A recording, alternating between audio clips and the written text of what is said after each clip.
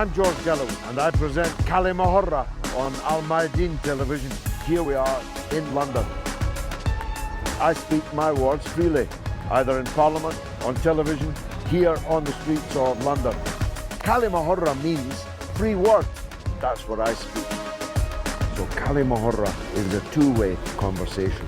Check it out on Mayadeen television. Welcome to Kalima Hurrah with me, George Galloway, for Mayadeen television, coming to you from London, discussing Libya. We have an audience of distinguished experts and one or two enthusiastic amateurs like me. Let me put my cards on the table. Other cards are available. I have never met any of the family of the late Colonel Gaddafi. Neither have I met the late Colonel. I had nothing to do with the regime in Libya, and I was very far from being a supporter of it. But my view is that the NATO invasion, destruction of Libya has succeeded in making a bad job much, much worse. I have been in Libya more than once during the reign of the late Colonel Gaddafi. I was not impressed, though I recognize that there are people in this audience who were impressed. I recognize also that there were things to be impressed about. But given the smallness of Libya's population and the vast ocean of oil that the country produced, every person in Libya should have been a multi-millionaire, and the public realm should have looked like Dubai, and neither of those was true. But the NATO intervention, as they call it, in the civil conflict in Libya has succeeded in transforming what was bad and ramshackle into a million pieces. It's my view that Libya is now no longer a country. It's no longer a state. There are several Libyas. There are several parliaments. There are several governments. There are several prime ministers. But there are no state. There are no security. There are no borders. And that is a catastrophe for the people of Libya and its neighbours, and also for the European Union and its countries, because in blowing away the previous regime in Libya, the doors were blown open, and across and through which have come literally millions of refugees who have, if they were lucky in being able to cross the Mediterranean Sea, were left in dire misery. And the rise of populist, anti-immigrant, anti-refugee sentiment in all of the European countries involved, but particularly along the southern lip of the European side of the Mediterranean, is well known, I think, to everyone. So it's my view that the NATO intervention and the NATO-sponsored murder, gruesome murder of the late Colonel Gaddafi have been a catastrophe for Libyans and for everyone else. As to whether Libya will ever be a single country again, I have my doubts. But of one thing I have no doubt. The idea that the destruction of Libya would herald an era of democracy for Libya is simply laughable. Democracy cannot be conjured forth by imperialist invasion and destruction on the point of foreign guns. And I've been proven right in that prediction in the years since the overthrow of the previous Libyan regime. Why we did it? I'm not so sure. I have my views on why President Sarkozy was so involved. If I'm forced to, I'll give them. He is the subject of criminal proceedings at this very moment. As to why David Cameron got involved, as to why Britain and France dragged, and I believe they did drag, the United States administration into full-throated support for one or other brand of Islamist extremism, it's beyond my education. It's beyond my pay grade. The idea that by empowering, supporting, arming, financing one strain of Islamist fanaticism or another, or more than one at the same time, the logic of that simply defies belief for me. I give just one last observation that might not be known to all of the international audience. There was a group called the Libyan Islamic Fighting Group, the clue was in the name, that were cosseted by the British state and encouraged to go and live en masse in Manchester. I knew them. I knew them quite well. One of their sons blew up in a suicide mission the Manchester Arena during an Ariana Grande concert, and I was merely a few hundred yards away from the venue when the explosion occurred. It was mass murder of young children and their mothers mainly, and fathers in one or two cases too. It was done by a son of the Libyan Islamic Fighting Group, a group sponsored by the British government, sent to fight in Libya by the British government, allowed to move back and forward between Britain and Libya by the British government. Some called it a liberation. I say that the gates of hell were opened by the British government and the NATO governments in the destruction of Libya. Those are my cards. Other cards are available. Let's see some of them now. Jonathan. So I'm Jonathan Fryer, writer and broadcaster on the Middle East and North Africa and frequent visitor to Libya during the Gaddafi years. I think I take one issue with you, George, in that, yes, of course, what's happened to Libya since the NATO involvement has been a disaster. But we have to remember that before that, there was a genuine uprising in Benghazi of people, many of whom were not Islamic fundamentalists, who were basically wanting a new sort of Libya. And the reason that NATO decided to get involved, perhaps now in retrospect they did it very wrongly, was because those people were then threatened quite overtly by Gaddafi's son, Saif al-Islam, on television. We will go in, rip them out of their cupboards and kill them. And so David Cameron thought this is an opportunity for responsibility to protect. International community must stop what will otherwise be a massacre. But of course things then turned extremely nasty, and one can only hope that we learn from this mistake on how to react to those sorts of situations in the future, because there will be others. Just let me test you on one or two of those points, Jonathan, because you are an expert. What was it about the Muslims in Benghazi that so captured the hearts of David Cameron that the plight of the Muslims in Gaza never did? I think we have to recognise that this was part of what was wrongly called the Arab Spring, what I prefer to call the New Arab Awakening, that began in Tunisia in December 2010 and started to sweep across. And what we saw in Benghazi, which has always been remote from Tripoli and very opposed to Gaddafi when he was in power, we saw hundreds of thousands of people, ordinary people, going into the street and crying out for a new sort of country, for democracy, all these sorts of things. That happens at the fence every Friday in Gaza. Well, you and I would agree on Gaza, I'm sure, because we are both strong supporters. But NATO would never bomb Israel. No, indeed. But I think we have to accept that there was this real hunger for change in Libya. And the horrible thing is that it's all gone terribly wrong. Describe what the situation is now from your point of view. Well, as you mentioned in your introduction, the country is now essentially in different parts with different administrations, and several areas are now really not under the rule of law at all. There are all sorts of factions, some Islamist, some more warlords, we would call them in the old terminology of the 20th century. And basically, what hasn't happened has been really a suitable opportunity to bring everyone together. And then, of course, we've had the intervention of Haftar and the attempt basically to seize power by one particular group supported by certain countries in the Arab world, which make the whole situation extremely explosive. How do you characterize Haftar? He's a warlord, basically.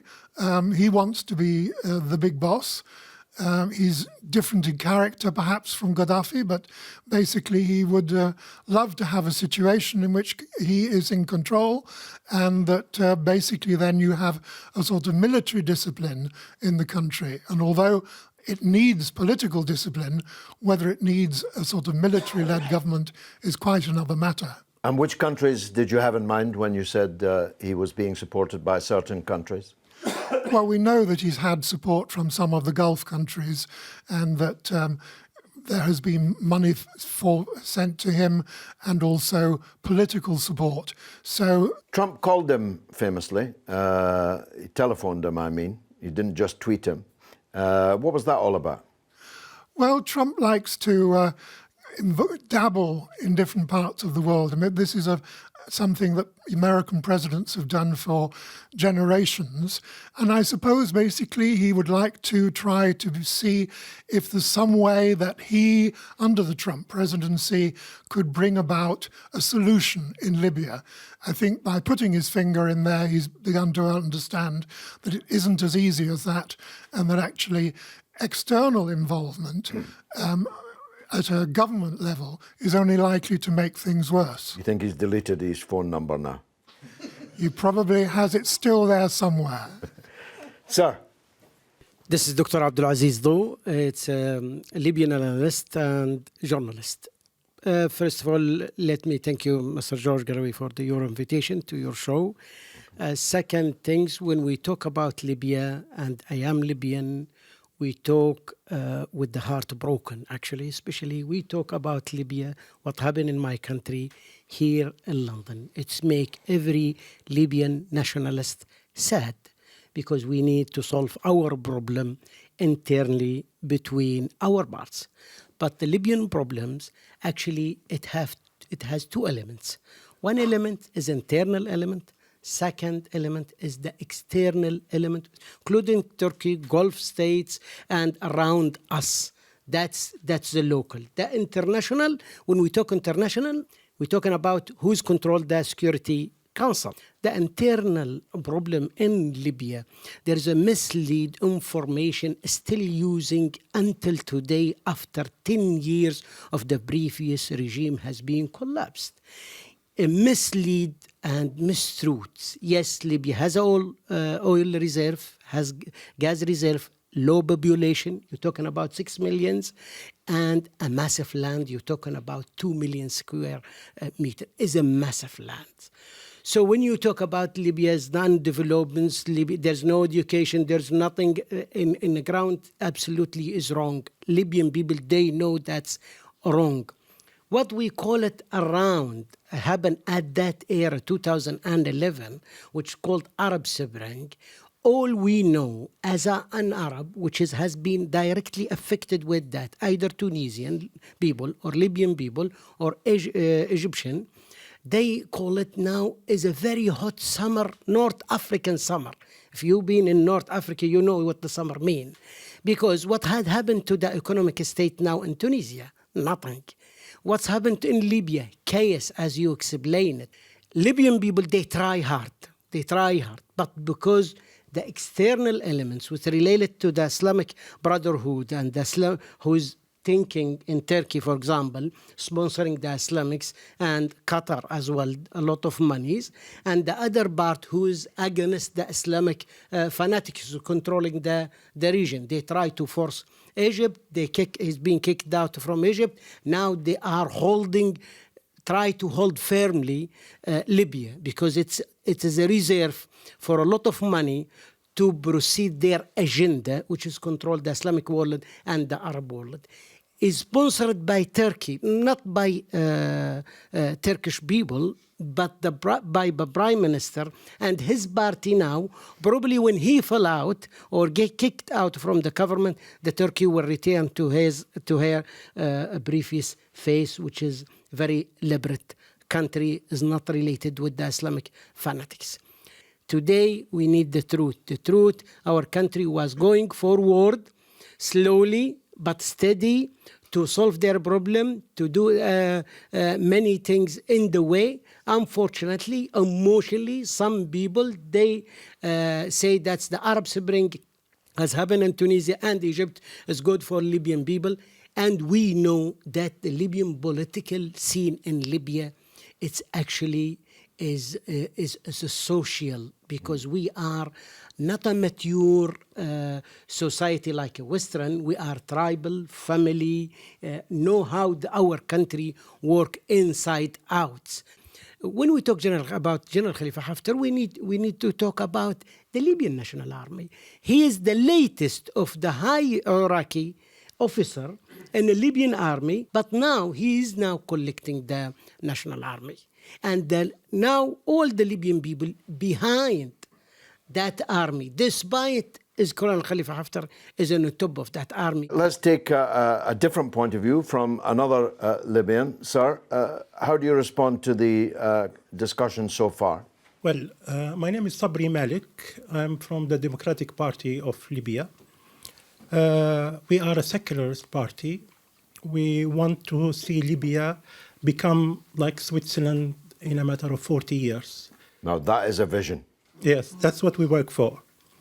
Now, Libya is going through a lot of problems, and they are the problems of the Arab Spring, of course. We in the Democratic Party try to focus on the ideological side of the problem, because Libya, as the whole Arab world, is divided by two ideologies, the Arab nationalism and fundamentalism. Arab nationalism is almost dead, but we do have a problem with fundamentalism. We in the Democratic Party say that in order for the Arab Spring to succeed, we have to make a clear break with our past, with our theocratic past. We cannot have democracy while we still think in theocratic terms. Democracy and theocracy are mutually exclusive. The fundamentalists don't understand that. Some of them want democracy, but they hold theocratic ideas. So we are saying is that Islam is democratic. It's not theocratic. It happened to be historically theocratic because of the absence of democracy. For historical reasons, we have failed to establish democracy, but we must not remain prisoners to that. We have to look forward to a democratic future.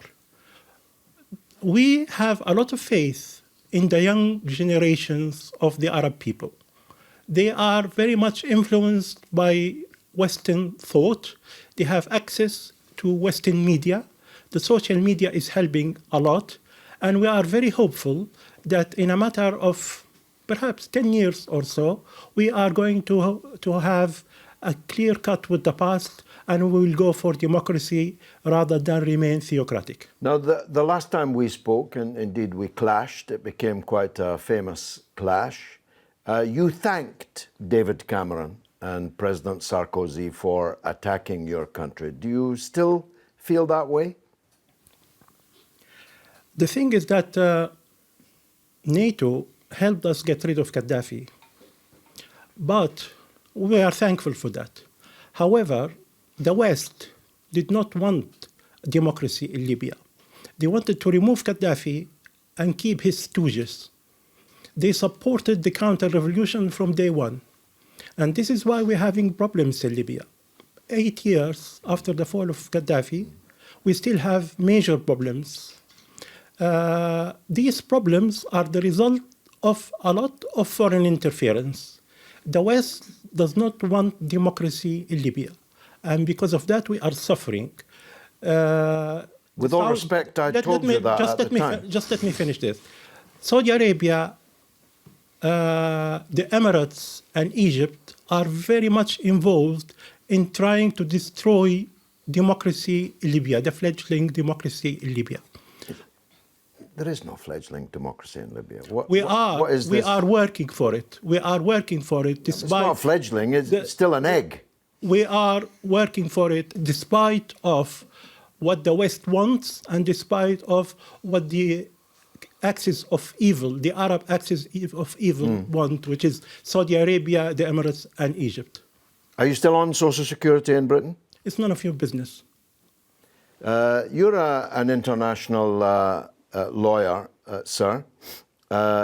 You know about the region well. You're also Turkish, if I may say. That's correct. How do you respond to people who say that you're all an axis of evil and that you are like vultures, really, picking at the corpse of Libya?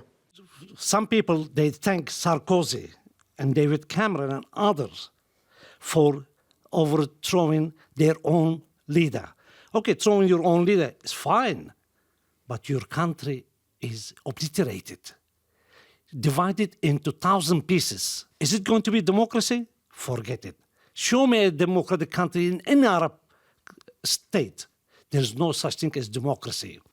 Now, coming to Turkey, why Turkey intervened? Turkey has not intervened as such. Remember when overthrow of the Gaddafi took place, Turkish president, at the time Prime Minister Erdogan, now president, was asked to support. The simple question he asked, what business do they have there? Why they want to overthrow Gaddafi? And then he was forced to support the invasion of Libya by so-called NATO countries to bring democracy to Libya as they did to other Arab countries. Now, Turkish interference recently, if we're talking about the General Haftar, who's General Haftar? Who is he? He was with Gaddafi when they had the revolution against King Idris. They worked together. If there was a ramshackle of the country during Gaddafi's regime, he was responsible as well, because he was party to it. Then he escaped and went to the United States. What did he do for 20 years in the United States? He was educated and trained to return after the collapse of Gaddafi to divide his own country. Now, who's he aligned with? Starting from United Arab Emirates. Are they democratic? Forget it. Saudi Arabia, are they? Egypt, are they? So where is the democracy in the Arab world? The biggest sponsors of the murderous Haftar, who should be tried in the European Court of Human Rights for war crimes, it is him. With the support of United States of America, is one of the supporters, France. So as long as they have that petrol and there is the interest from outside, they will be bound and subdued to the fist of their rulers who are and will be imposed by the outsiders. Okay. I'll tell you, you have to permit me to say I told you so. I warned you of all of this, especially those of you who supported the NATO attack on their own country. And by the way, it is my business if you're on Social Security in Britain, because if you are, I'm paying for it. We'll be right back after the break.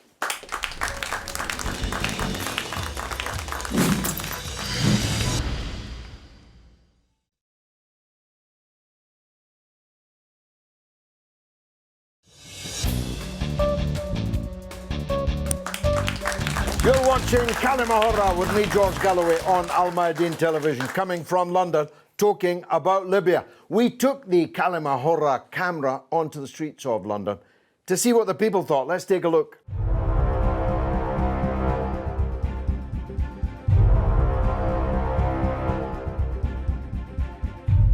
Is the US and its allies using General Haftar to start a conflict against Turkey? I definitely believe that America is using different ways to cause problems within Libya for financial benefit. It's more about splitting countries apart. So countries are picking who they're going to back based on what countries are already backing that person. So if we zoom out from Libya, it seems like we're getting a split between major countries in the world, which could potentially obviously lead to a war, as you mentioned. I would suggest that any kind of alliance by a Western power who's not involved in a conflict in a region has to be questionable. So quite possibly, but I couldn't really say definitively.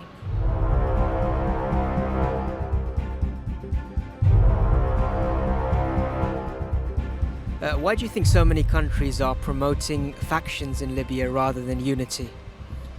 I think there are people that are, most likely they're people high up in other countries that have other interests in Libya. They can make a personal profit and they're just doing what's best, what they think is best for themselves rather than what's best for the country of Libya. I don't really want to be pessimistic about it, but I assume it's because there's personal interests and it's involved to do with money and the buying of arms and selling of arms. So I think that comes above all about people's well-being or anything else. I think that's what I think most governments are. As we know right now, Trump and the US are using their economic and political supremacy to influence the decisions of other countries, such as what's happening in Mexico with the trade agreements there. So, countries, if they're in sort of a trade conflict with the US, they'd want to back who the US is backing because that adds another thorn in the side sort of Trump. I think there is definitely a political incentive for Western or more powerful countries to promote factions because it tends to give them leverage in situations of potential conflict. It's to do with the oil, I'm guessing, and the financial benefit and gain from that. Where there's turmoil, they can benefit from that. The Western countries, not just America, but countries like the UK and other European countries, they benefit from having corruption and turmoil within these countries so that they can benefit financially. What a miserable picture, I must say. Let's carry on with the debate. Yes, sir, you have the floor. My name is Muhil. I am currently a student at City University of London. I am not Libyan, nor have I ever been to Libya. I'm not even Arab myself. But my question to the gentleman from the Democratic Party is, do you think NATO would have intervened as much as they would have done if Libya did not have so much oil? Or do you think, are you that happy sort of siphoning it all off to America and not leaving some for yourself? I have no idea. Good answer. Okay, thanks very much. Gentleman behind you. Thank you, George. It's Julian. My question is about Russia, who did a lot to prevent a regime change in Syria, but didn't seem to do much or anything to prevent the same thing in Libya. China and Russia abstained in the Security Council on the endorsement of the NATO action. I don't think they'll ever do that again. Did you find that strange at the time? Yeah, I have never discussed it with the Russians, but I did discuss it at the time with the Chinese ambassador to London, who said that there were many different points of view within the Chinese government about what was done in the Security Council. And he indicated that China would never do so again because the permission which they gave by their abstention to claim legitimation from the UN, from their point of view, had been misused. That a no-fly zone is one thing. The total destruction of a country and the wreckage that was then to ensue was quite another. Thank you. Lady next to you. Yes, sorry, I just wanted to clarify something when you said about the Russians were trying to prevent a regime change in Syria. The people of Syria decide who leads their country, who their president is. No one else. Not the British regime, not your regime, not no one. The Syrian people decide, all right? That's final. And the Syrian people have decided who their president is. Okay, I was in Syria when it was all kicking off in Libya. And I have to say I was pretty disgusted at the UK, Tammy Kabbani, by the way, how the UK and NATO, how they present democracy to the rest of the world. He was not overthrown. He did not fall. He was murdered in cold blood in the name of democracy. How on earth is that how we're teaching the world our democracy? And the many children of Libya who look to the West for inspiration, 30,000 people, including children, were bombed during the NATO bombing campaign. So for the dead children of Libya who don't have that opportunity to thank the West, maybe they're thanking them from their graves that they no longer have a future, thanks to the West. And talking of Sarkozy, he's been investigated for money laundering. He took 50 million euro from Libya, didn't pay it back, and then he goes in and bombs NATO. I mean, I watched it unfold as I was in Syria, and I just could not believe that this British regime would on earth be able to convince the world that this is an example of democracy. I stood with the most admirable people in Syria who will choose their own destiny, and I watched and in disbelief. And we were talking about the difference between hypocrisy and theocracy. Democracy and hypocrisy. There's a difference between the two. You know, you cannot call democracy when you feel like it and yet use hypocrisy, especially when you're killing people over and over again in the name of democracy. It just doesn't work like that. Okay. It doesn't work. Julian, do you want to just make a response? Just to say it's a very good point, and I do agree with you. When I said help, I meant that Russia helped the Syrian people, if you like, and maybe it was because Syria is closer to Russia. I don't know, but it's a really good point. The people of a country should decide. And they are deciding. Yeah, exactly. Let's make that clear. Yeah. In 2014, in January, when the so-called Geneva Convention was going on, the people had the opportunity to decide, and they decided full stop. And no regime, no British regime, no US regime. An Arab Spring, Arab Revolution is, you know, I'm sorry, but I'm not even sorry. The US and the British regimes need to, when the regime comes to then the revolutions come to their country, as it did to France, let's see, because the French are being silenced. Let's see who else would like to talk. Gentleman here. My name is John Gorges. I am from Iraq. I have many Libyan friends now and in the 80s when I was a student here. They were my colleague students at the same university where I used to study in Brighton. They didn't have any issues back then. The country was running smoothly. Everybody was happy. Like I was. Some people, they call me Saddami, Ba'thi, because I used to study when Saddam was in power. And they still call these colleagues of mine Gaddafi, because they studied during the Gaddafi era. So this is the situation. What hurts me most is they didn't learn from the Iraq lesson what happened to my country. It happened before Libya, long time before Libya. Why didn't they learn from the Iraqi lesson? Why didn't they learn? Condoleezza Rice, she said, a new world order. This is the new world order, according to American. I still remember when they tried to punish you. They took you to the Congress, but you took them. You punished them. They tried to, at the time, I follow you, George. They said you took tokens from Saddam Hussein, oil tokens, at the American Congress.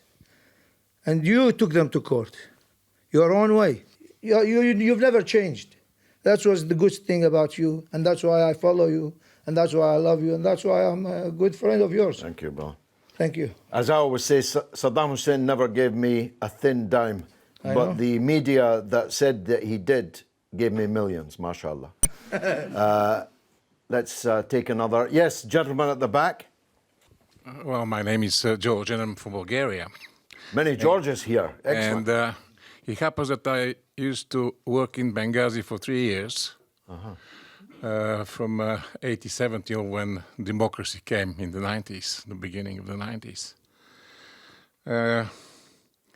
So I was in charge of 70 Bulgarian specialists who used to work in Benghazi North power plant. That's a huge power plant that makes desalinated water for the whole of Benghazi.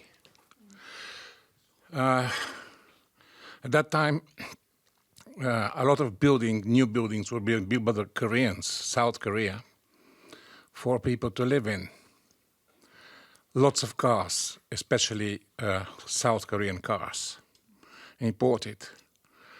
And in hospitals, there used to be specialists from all over Europe working there. In the desert, except things, Americans were not allowed to work there, but it was Americans with Canadian passports, specialists, engineers. So there was order at that time. So that's all I can say. Well, that's a good point. But let me test that here at the front, if I may. I'd like your comment, please, on something that Jonathan said, which is incontestable from my point of view, that Benghazi was a center of opposition. I remember when I took my first convoy to break the siege of Gaza, the people in Benghazi wanted to receive our convoy, but they were not allowed to. We were sent across the desert, so we didn't touch Benghazi. And I knew then that there were political difficulties. This was 10 years before the, well, not quite, but some years, 3 years before the so-called revolution. Isn't it the case that Libya is not one country and that it should never have been one country and can't ever again be one country? Isn't that true? No, not at all. Libya, one country by blood. I'm sitting here. My sister lives in Benghazi. My sibling, they are married to Benghazi people from east. My grandfather, mom from south. I live in Tripoli. I live in Bani Walid in the middle, in the middle of the Libya.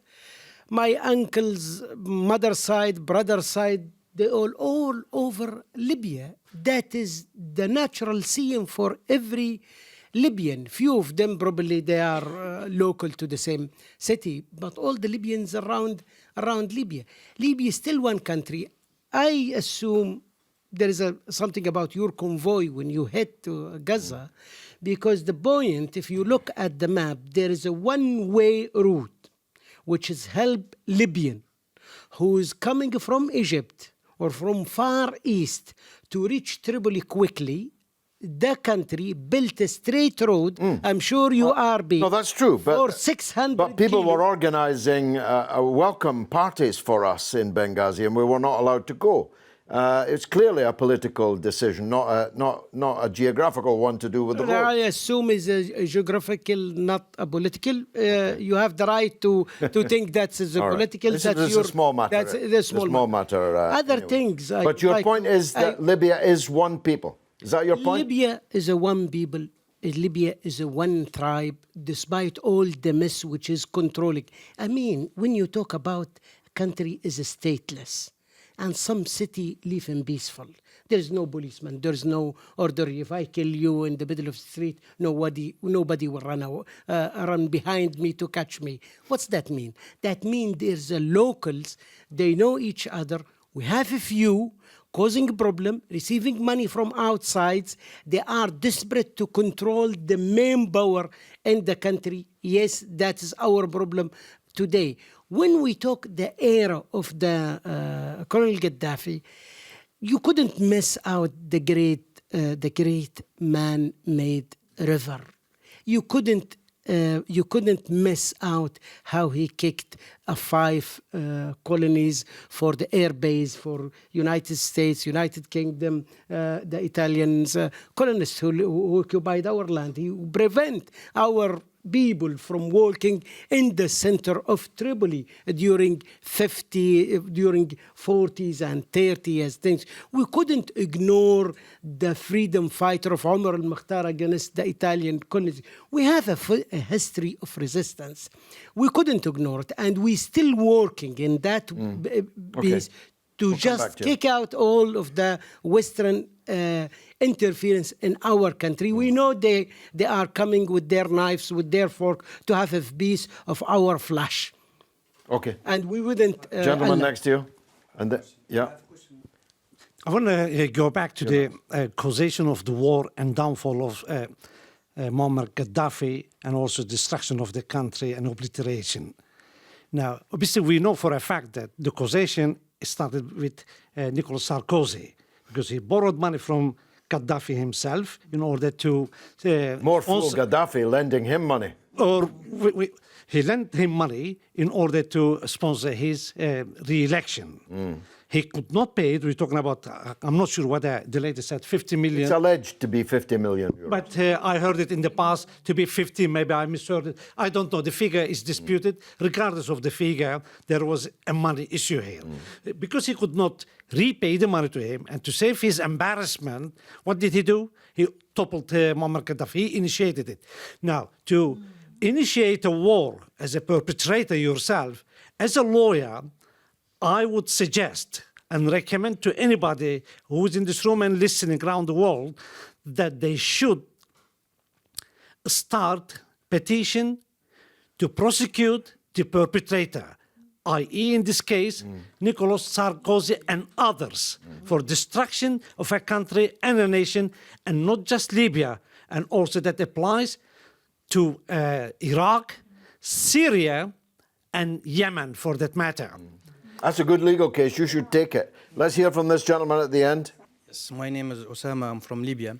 I have a question to Mr. Sabri and to the other Libyan people who live here in England, that they can't go back to Libya because of Gaddafi. So now Gaddafi, since 2011, died. And I see most of the Libyan people who was against Gaddafi, and I'm sure Mr. Sabri, one of them, they are still lives in London and England. Why they don't go back to Libya and they rebuild the country as they said? And so this is my question to Mr. Sabri. No? He doesn't want to answer it. Maybe the Social Security is too good here. I think so, yeah. That's what I agree with you.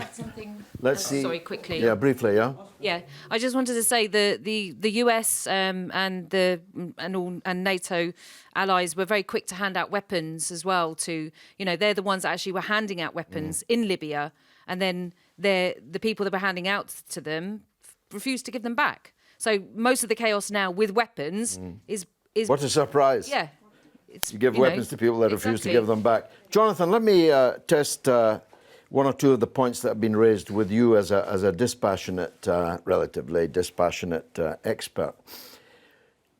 If, as some think, we invaded Libya in order to get our hands on Libya's wealth, we didn't actually get much because Libya is effectively now not producing. If it was all about Libya's oil, well, there's not much of Libya's oil flowing and being sold in the international market because there's a state of total chaos in the country. All these expats that used to work there and be very well paid there, you'd have to be a very brave expat to go and live and work in Libya now. So what was it all about from the Western point of view? If it was about money, it's backfired, no? I think there were a number of motives, and perhaps none of them have been successfully realised. Yes, certainly money and control of oil will be in the back of minds of some countries, I think particularly the United States.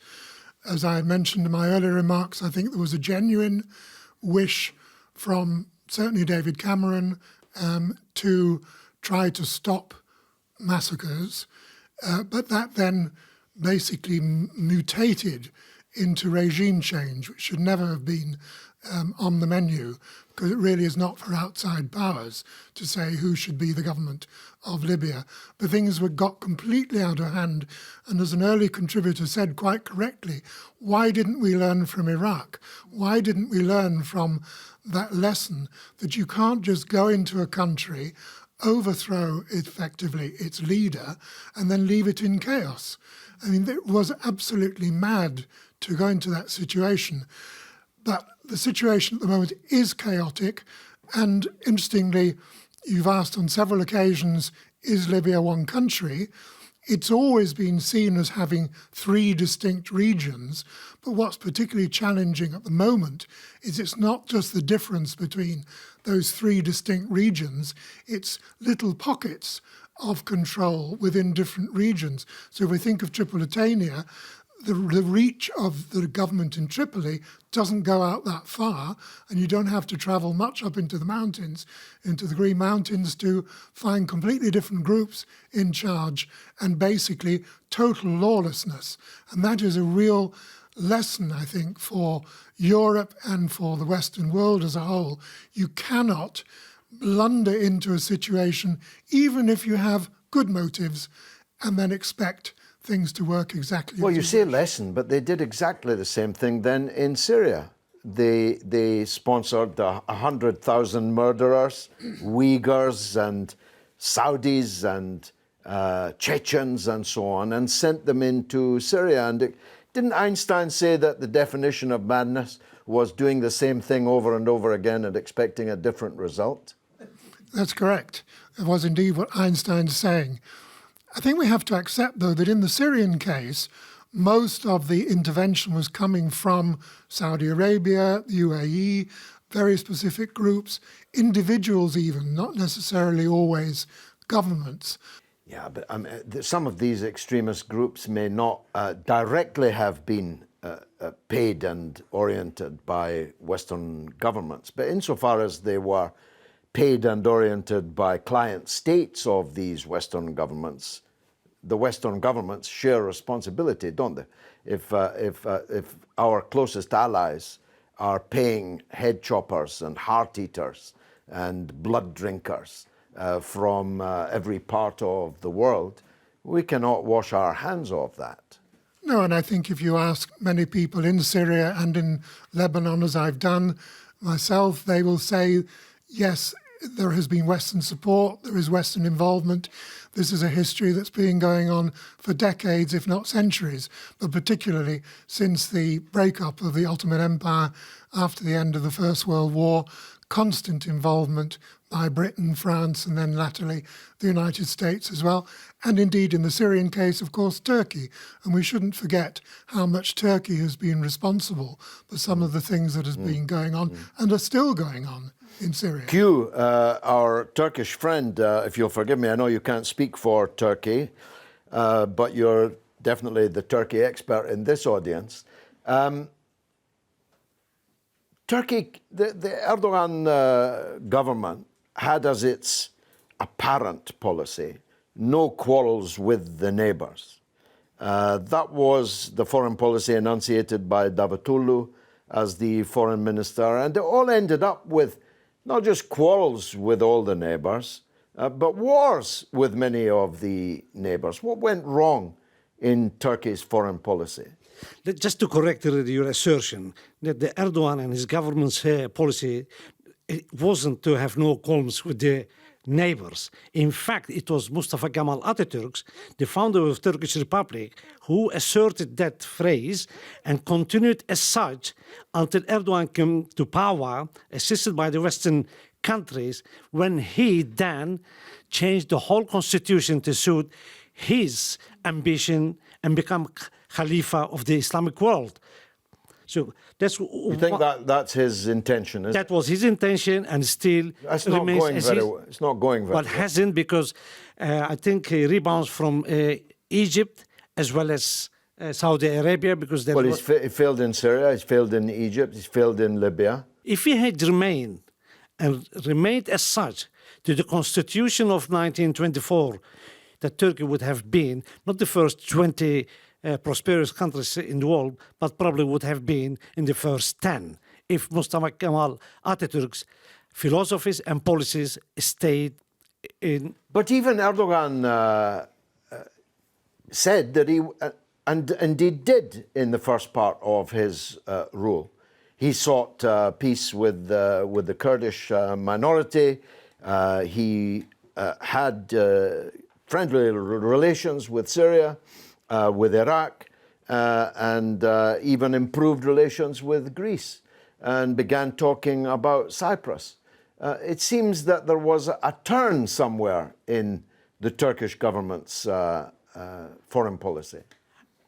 I would like to say this. I'm not conspiracy theorist, but in relation to Erdogan and Assad's relationship, when it started, they were two good friends. They holidayed together, they dined together, and in fact, they lifted the visa restrictions between the two countries, and they went so far as almost to have a joint cabinet meeting.